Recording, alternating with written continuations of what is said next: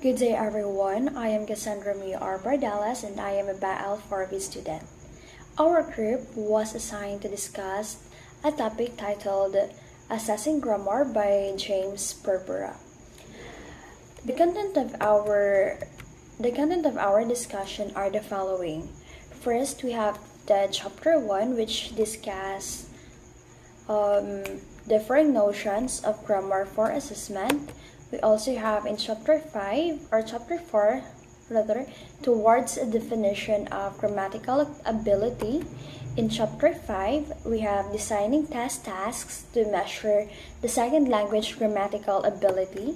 And in chapter 6, we have the developing tests to measure second language grammatical ability. Okay, so differing notions of grammar for assessments.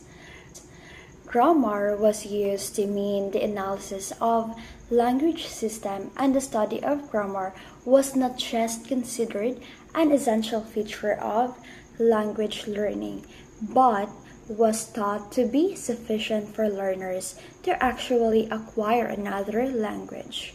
So grammar in and of itself was deemed to be worthy of study, to the extent that in the Middle Ages in Europe, it was thought to be the foundation of all knowledge and a gateway to sacred and secular understanding.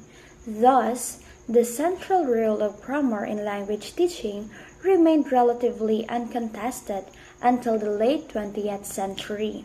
So even a few decades ago, it would have been hard to imagine language instruction without immediately thinking of grammar.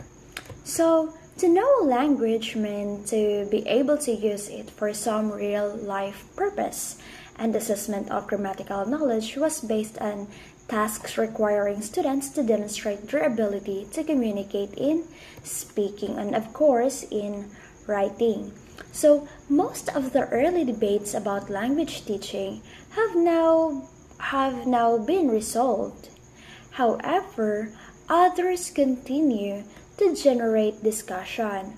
For example, most language teachers nowadays would no longer expect their students to devote too much time to describing and analyzing language systems, to translating text, or to learning language solely for access to its literature.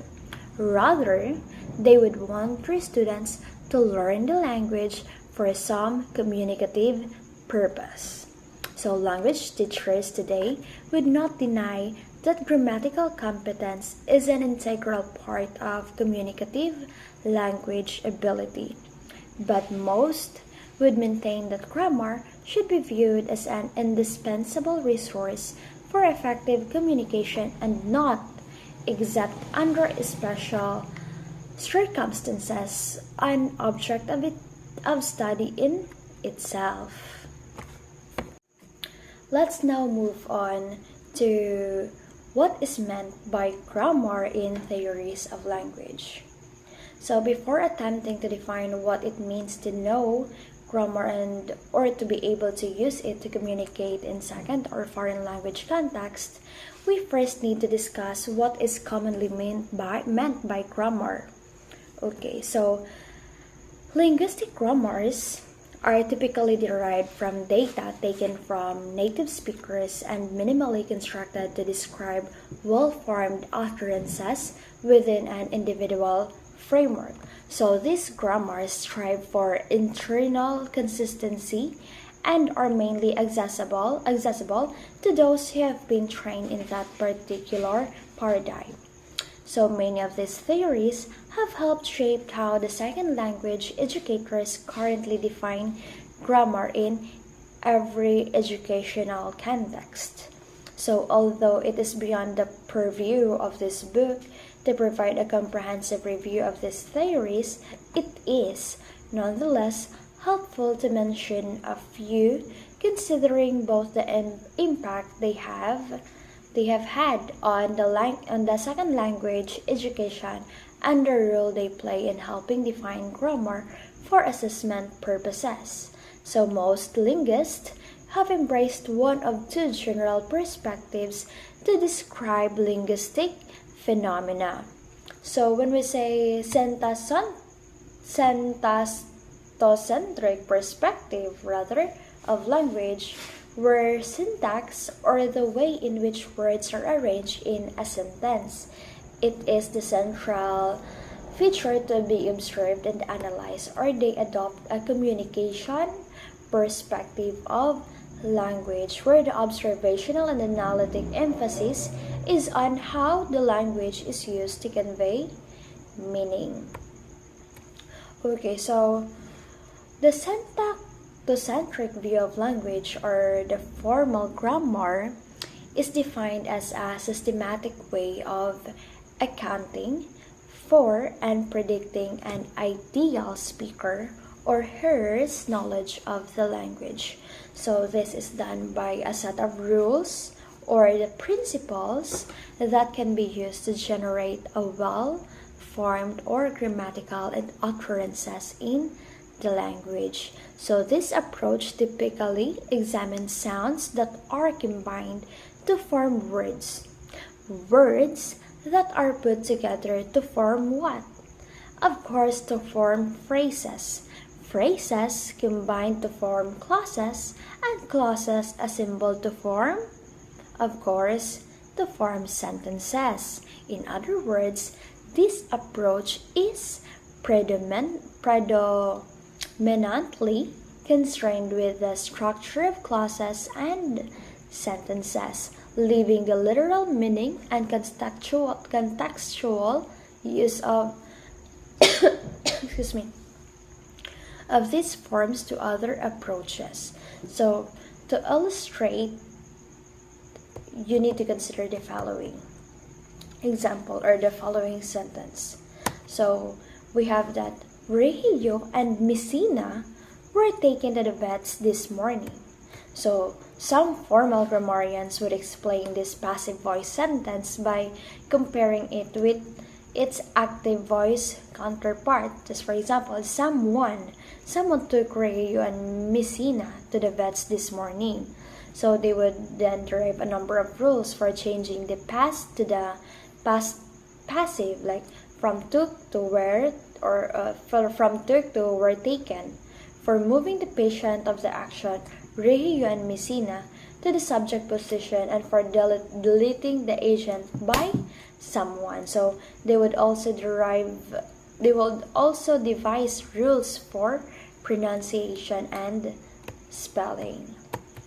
Okay, so the second general approach to describing language is through an analysis of communication. So in this perspective, the structural description of the language is not the primary object of concern. Rather, language is viewed as a system of communication where a speaker or writer uses grammatical forms to convey a number of meanings. So in the communication perspective, grammar is treated as one of many resources for accomplishing something with language, and grammarians describe both what the linguistic forms are for and how they are used to create meaning within and beyond sentence.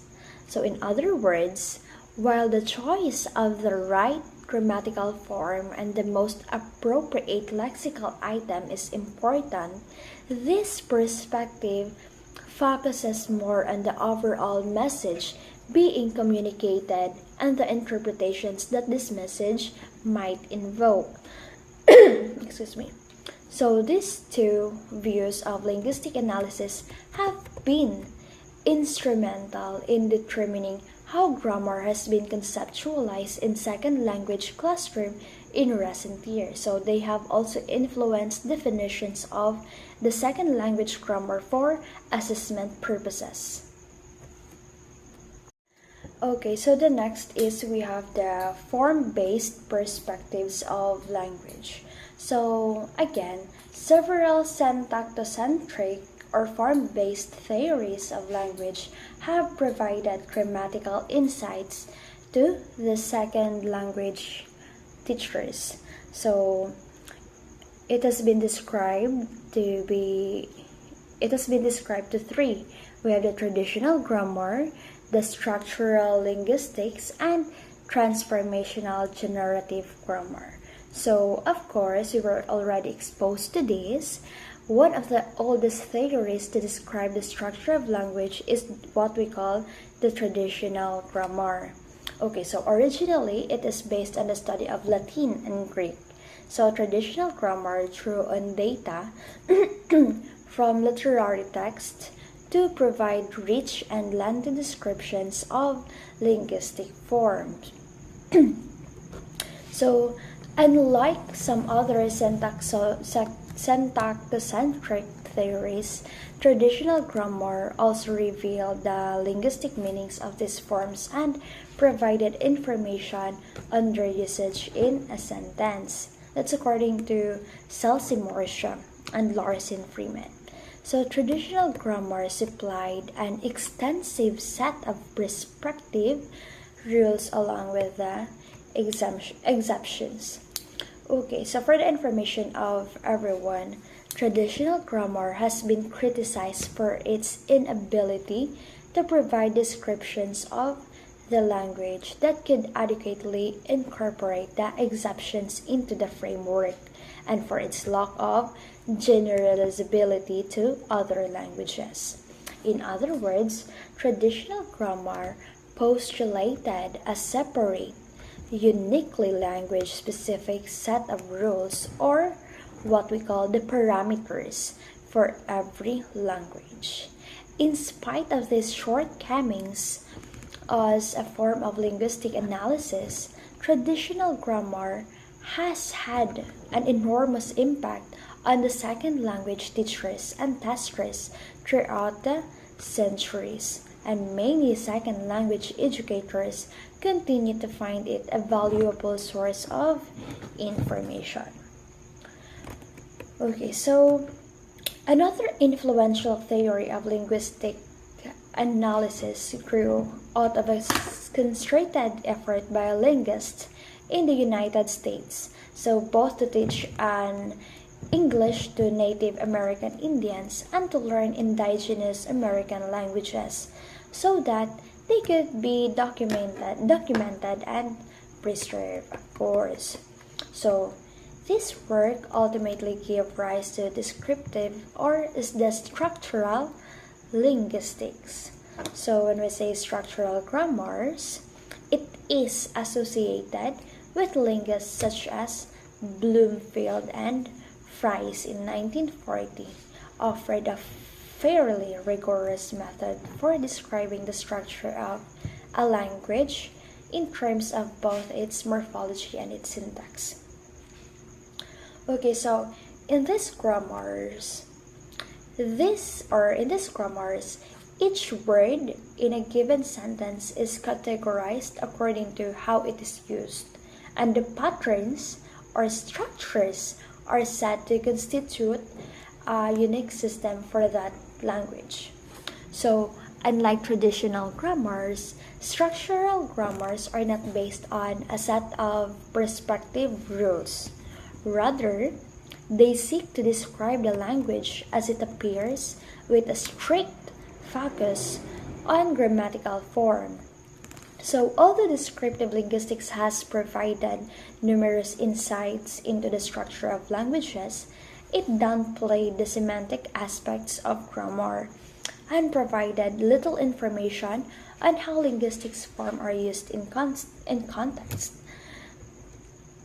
Nonetheless, many second language educators continue to consider this theory a valuable resource for use in syllabus design, grammar teaching, and of course, assessment. So probably the best known syntax-centric theory is no other than Chomsky's transformational generative grammar and its later broader instantiation and universal grammar, or the UG. Okay, so after the form-based perspective of language and form and use-based perspective of language, we can now jump on communication-based perspectives of language. Okay, so other theories have provided grammatical insights from a communication-based perspective, such as a perspective expresses the notion that language involves more than linguistic form. It moves beyond the view of language as patterns, morphosyntax observed within relatively decontextualized sentences or sentences found within a natural occurring corpora. Rather, a communication-based perspective views grammar as a set of linguistic norms, preferences, and expectations that an individual invokes to convey a host of pragmatic meanings that are appropriate, acceptable, and natural depending on the situation. So the assumption here is that linguistic form has no absolute fixed meaning in language used.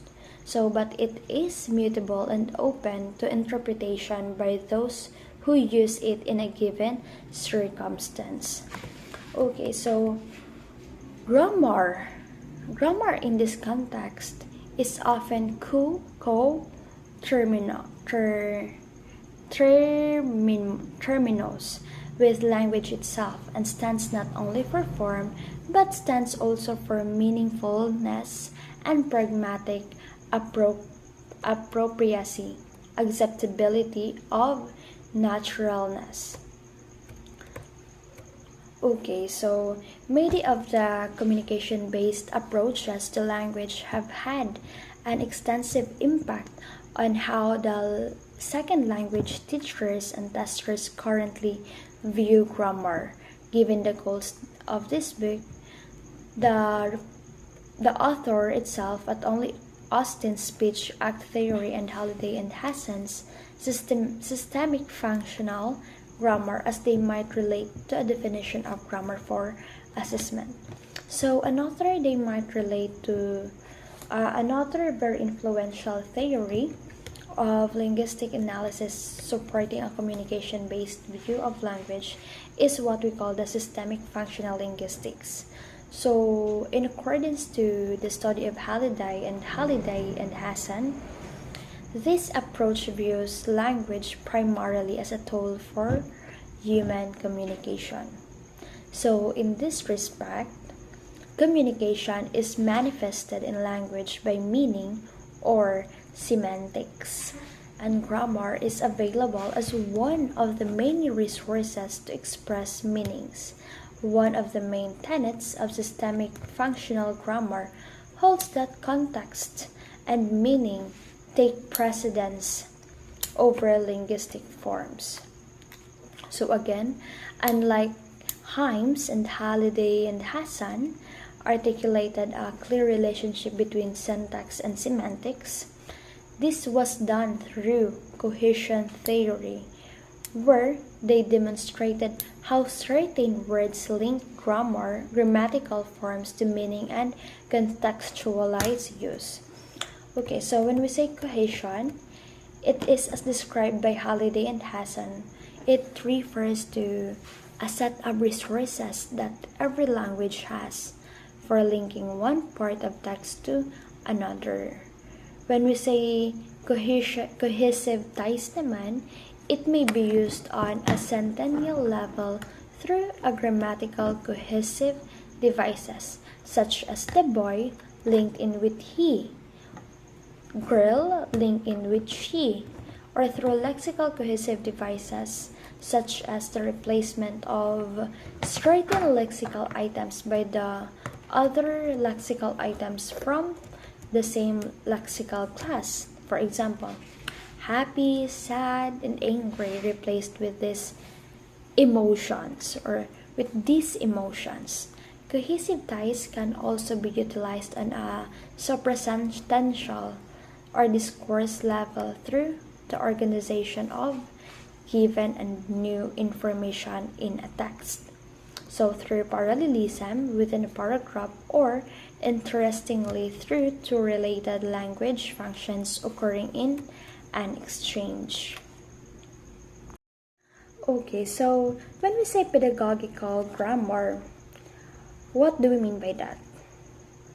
So many language teachers who have taken courses in linguistic analysis and learned examine language within the frameworks of formal grammatical theories have often felt that these courses did not adequately meet their immediate needs. So this is often because courses in linguistic analysis rarely address classroom constraints such as what grammar to teach, how to teach it, and how to test it. So when we say pedagogical grammar, it represents an eclectic but principled description of the target language forms. It was created for the express purpose of helping teachers understand the linguistic resources of communication. So these grammars provide information about how language is organized and offer relatively accessible ways of describing complex linguistic phenomena for pedagogical purposes. So, the more second language teachers understand how the grammatical system works, the better they will be able to tailor this information to their specific instructional context. So recently, there have been some comprehensive formal attempts at interpreting linguistic theories for the purposes of teaching or testing grammar. So one of these formal pedagogical grammars of the English is titled The Grammar Book, published by Celsi Morsha and Larsen Freeman. So these authors use transformational generative grammar as an organizing framework for the study of the English language. However, in the tradition of pedagogical grammars, they also invoked other linguistic theories and methods of analysis to explain the workings of grammatical form, meaning, and use when a specific grammar point was not amenable to a transformational generative analysis. So, besides formal pedagogical grammar, and of course, language teachers would be advised to consult language textbooks when to put to the tasks of specifying grammatical content for instruction or assessment.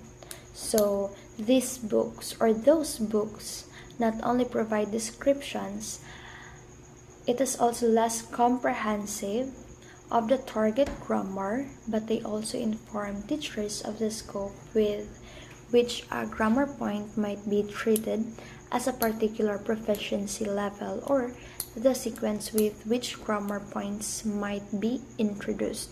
So they show teachers how specific grammar points might be evoked by certain themes or how grammar might be taught to English language learners studying school subjects like science or social media. Okay, so in this chapter, the author have attempted to answer the question, what do we mean by grammar? So in this respect, as a reporter, I have differentiated between language and language analysis, or what we call linguistics. I have also discussed several schools of linguistics and have shown how each has broadened our understanding of what is meant by the word grammar. So finally, I have shown how this information or how these different notions of grammar provide complementary information that could be drawn on the purposes of teaching or assessing grammar. Chapter 4, Towards a Definition of Grammatical Ability. Grammar knowledge. Grammar refers to a system of language, whereas grammatical knowledge is defined as a set of internalized informational structures related to the theoretical model of grammar. Knowledge refers to a set of informational structures that are built up through experience and stored in long-term memory. These structures include knowledge of facts that are stored in concepts, images, networks, production-like structures, propositions, schemata, and representations. Language knowledge is then a mental representation of informational structures related to language. Grammatical ability. Grammatical ability is then the combination of grammatical knowledge and strategic competence. It is specifically defined as the capacity to realize grammatical knowledge accurately and meaningfully in testing or other language use situations. Grammatical performance.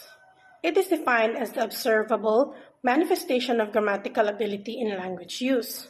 In grammatical performance, the underlying grammatical ability of a test taker may be masked by the interactions with other attributes of the examinee or the test task.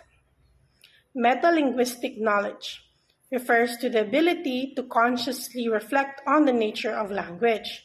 The concept of metalinguistic awareness is helpful in explaining the execution and transfer of linguistic knowledge across languages. Here we have a structure of the relationships among grammatical knowledge, ability, and performance. Grammatical ability for assessment purposes. Knowledge of phonological or graphological form and meaning. Phonological or graphological form enables us to understand and produce features of the sound or writing system.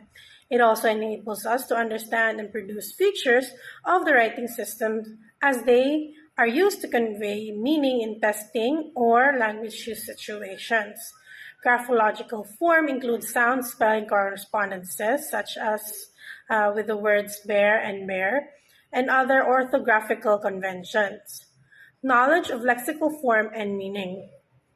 Knowledge of lexical form enables us to understand and produce those features of the words that encode grammar rather than those that reveal meaning. Knowledge of lexical meaning allows us to interpret and use words based on their literal meanings. Lexical meaning here does not encompass the suggested or implied meanings of words based on contextual, sociocultural, psychological, or rhetorical association. Knowledge of morphosyntactic form and its meaning. Morphosyntactic form permits us to understand and produce both the morphological and syntactic forms of the language. It also allows us to interpret and express meanings from inflections such as aspect and time, meanings from derivations such as negation and agency, and meanings from syntax such as those used to express attitudes. Example, subjunctive mood, or show focus, emphasis, or contrast. Examples are the voice and word order. Knowledge of cohesive form and meaning. Cohesive form enables us to use the phonological, lexical, and morphosyntactic features of the language in order to interpret and express cohesion on both the sentence and the discourse levels.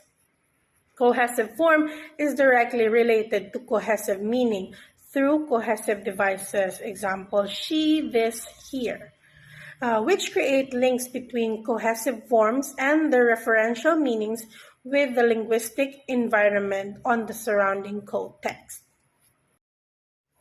Knowledge of the information management form and meaning. Knowledge of information management form allows us to use linguistic forms as a resource for interpreting and expressing the information structure of discourse. Knowledge of interactional form and meaning. So knowledge of interactional form enables us to understand and use linguistic forms as a resource for understanding and managing talk-in interaction. These forms include discourse markers and communication management strategies. Assessing grammar. Designing test tasks to measure also grammatical ability. In the previous chapters, we saw that performance on grammar tests can be influenced by many other factors besides grammatical ability. How does test development begin?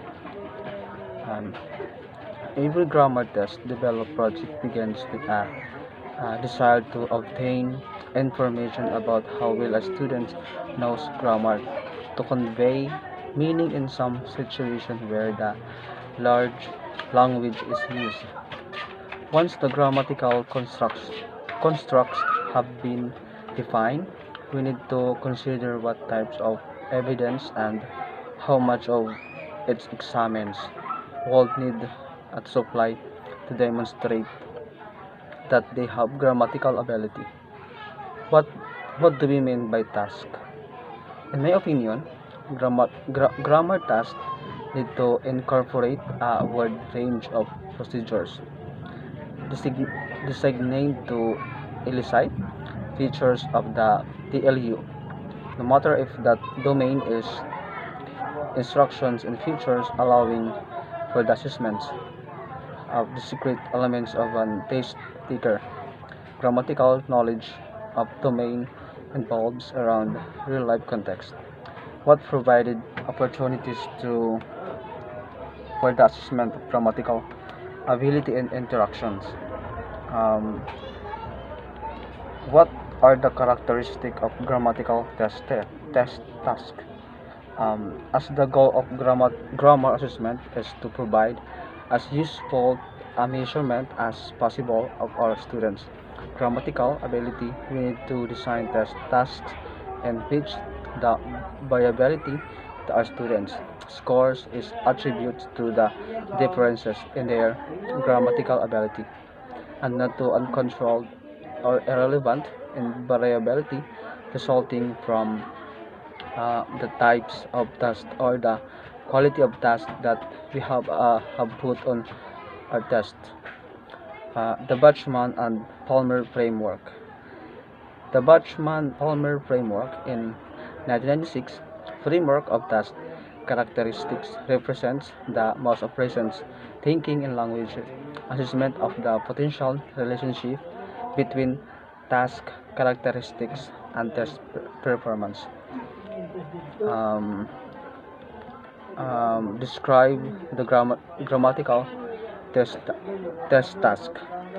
When language teachers consider tasks for grammar test, they call to mind a large exposure of task types and have been commonly used in teaching and test context.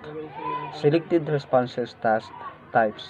Selected response tags present and put in the form of an item and test takers are expected to the responses. Other than that, all the task characteristics can vary. Limited production task types. Limited production tasks are intended to assess one or more areas of grammatical knowledge depending on the construction definition. Thank you very much.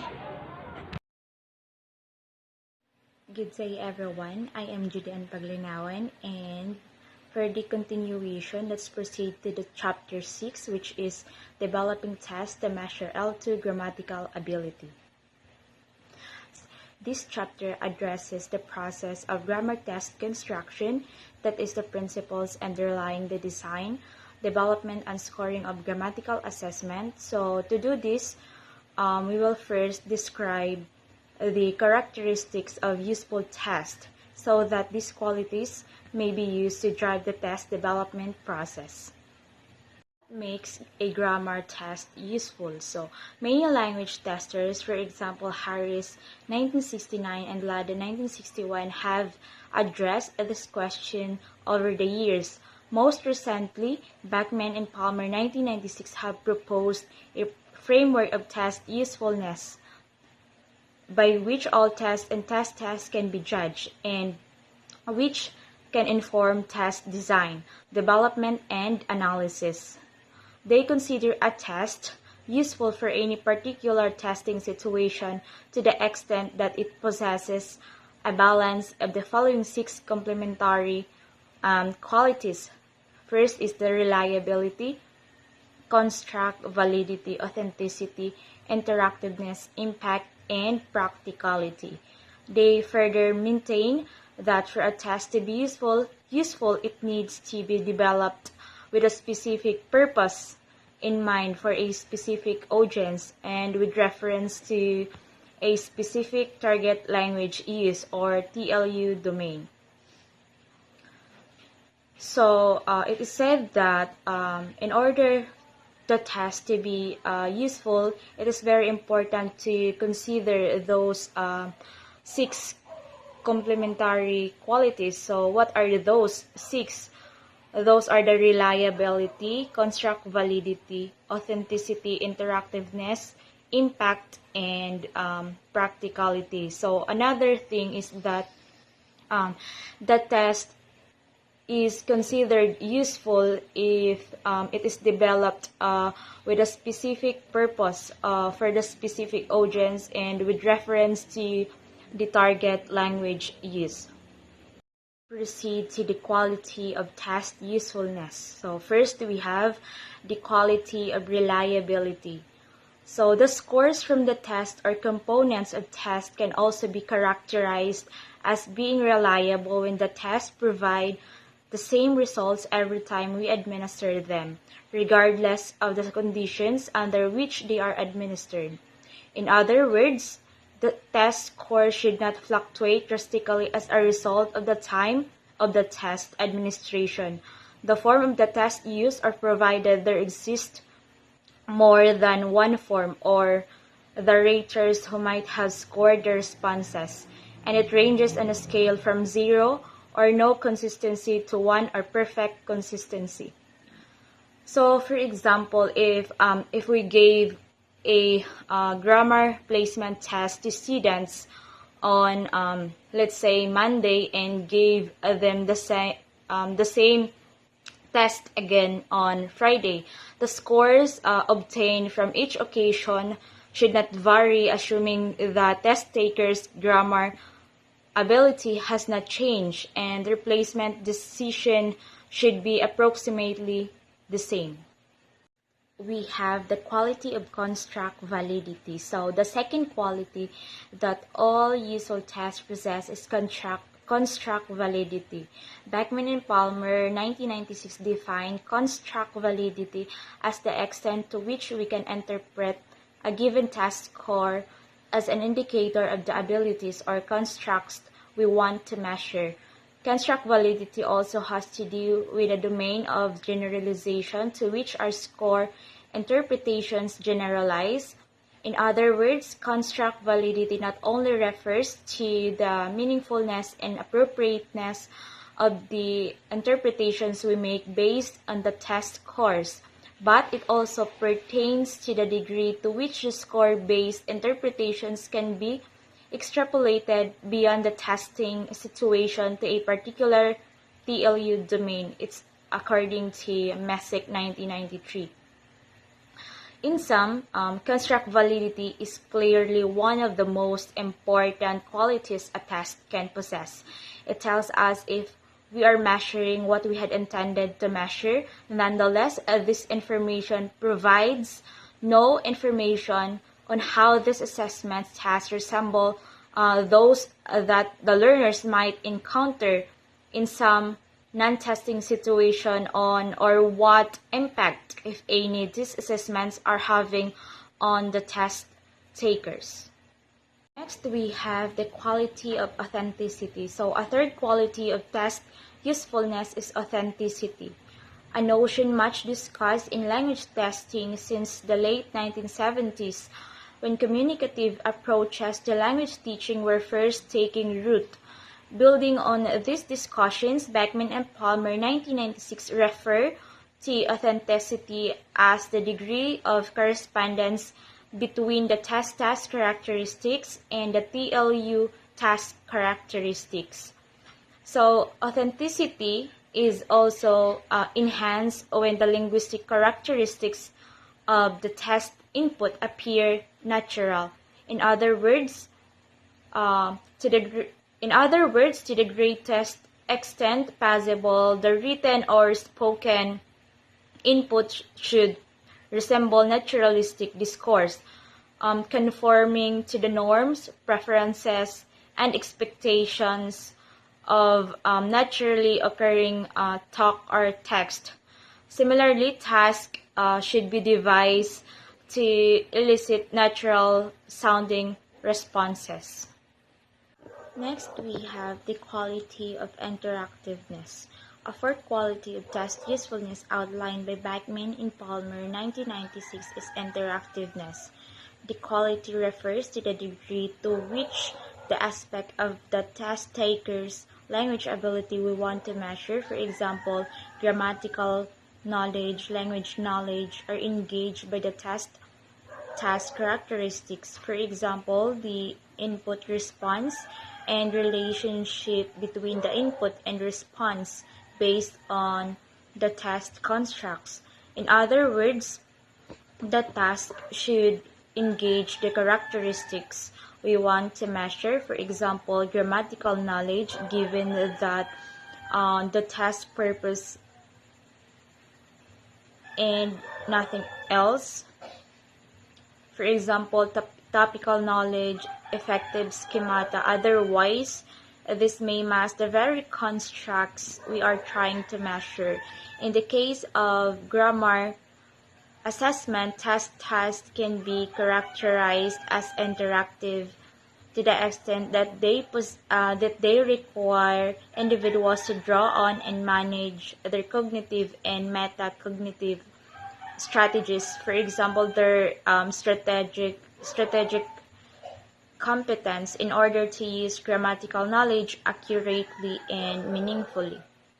Next, we have the quality of impact. Bachman and Palmer 1996 refer to the degree to which testing and test score decisions influence all aspects of society and the individuals within the society as test impact. Therefore, impact refers to the link between the inferences we make from scores and the decisions we make based on these interpretations. So, in terms of impact, most educators would agree that tests should promote positive test taker experiences leading to positive attitudes. For example, the feeling of accomplishment and actions. For example, studying hard. Next, we have the quality of practicality. Test practicality is not a quality of a test itself, but is a function of the extent to which we are able to balance the cost associated with designing, developing, administering, and scoring a test in light of the available resources. It's according to Bachman, Personal Communication 2002. For example, we may want to include limited and extended production tasks in a grammar test, so to measure students' explicit as well as their implicit knowledge of grammar. So in the test design stage, we need to decide how important this is in relation to other qualities of the test. If we decide, for example, that reliability is very important, we need to consider the cost, which is the time and people of scoring both the limited and extended production and the limit and extended production task. If the scoring cost, however, outweigh the available resources, we must then consider the goals of the test and our priorities, and if needed, reallocate the resources by changing our design. So let's move on to the 3 stages of grammar test preparation. Stage 1 is design. The design stage describes the purpose and intended uses of the test and provides a detailed plan for creating test tasks that aim to elicit instances of language use that correspond to those observed in the target language use domain. The outcome of the design stage is a design statement. According to Bachman and Palmer 1996, this document should contain the following components. So first is a description of the purposes of the test. Second, a description of the TLU domain and test types. Third, a description of the test takers. Fourth, a definition of the constructs to be measured. Fifth, a plan for evaluating the usefulness, and for the last one, a plan for dealing with resources. Stage 2, operationalization.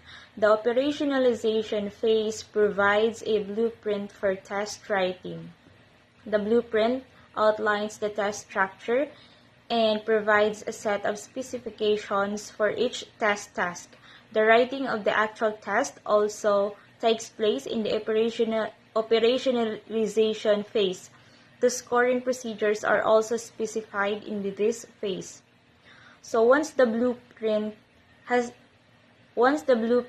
is prepared, the test writing begins. So instructions are written in each section. The operationalization phase of the test development should end with a draft of the test that is ready to be tried with the test takers. Stage 2, operationalization. The operationalization phase provides a blueprint for test writing. The blueprint outlines the test structure and provides a set of specifications for each test task. The writing of the actual test also takes place in the operationalization phase. The scoring procedures are also specified in this phase. So once the blueprint